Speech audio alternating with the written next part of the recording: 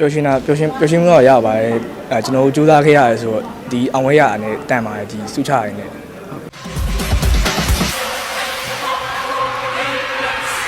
ဆက်လက်ရှင်နေရမယ်အာရှဗလာနောက်ဆုံးအဆင့်ပြိုင်ပွဲများကိုလည်းစောင်းကြိုးစားကြဖို့ကတိပြုပါတယ်ဟုတ် training ကတော့အခုအတင်းကဒီအဆင့်ကပြိုင်မဲ့အဆင့်ကပုံမြင့်လာပြီဆိုတော့ training မှာတင်နေပါတယ်ဒီ gym ဆိုရင်တစ်ပတ်ဆို3ရက်လောက်တော့ဆော့ရတယ် gym ဆော့ရတယ်ဒီကိုယ် stamina ကြီးကောင်းမှုလည်းပြေးရတယ်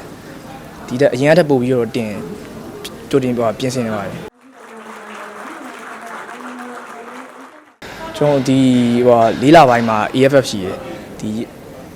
AFF ကန်ပြီးတော့ကနေဒီ9လပိုင်းမှာ sorry မှာဒီအာရှဖလားရှိတယ်ဝန်ကမှာလိုအပ်ချက်တွေကိုရှိသေးတာပေါ့ပြန်ဝဲသွားဖို့ကလည်းအချိန်ကမရချင်းရှိသေးရှိသူတိတ်လည်းမကြမ်းတော့ဘူးလေအဲ့တော့အကောင်းဆုံးပြင်ဆင်ရပါတယ်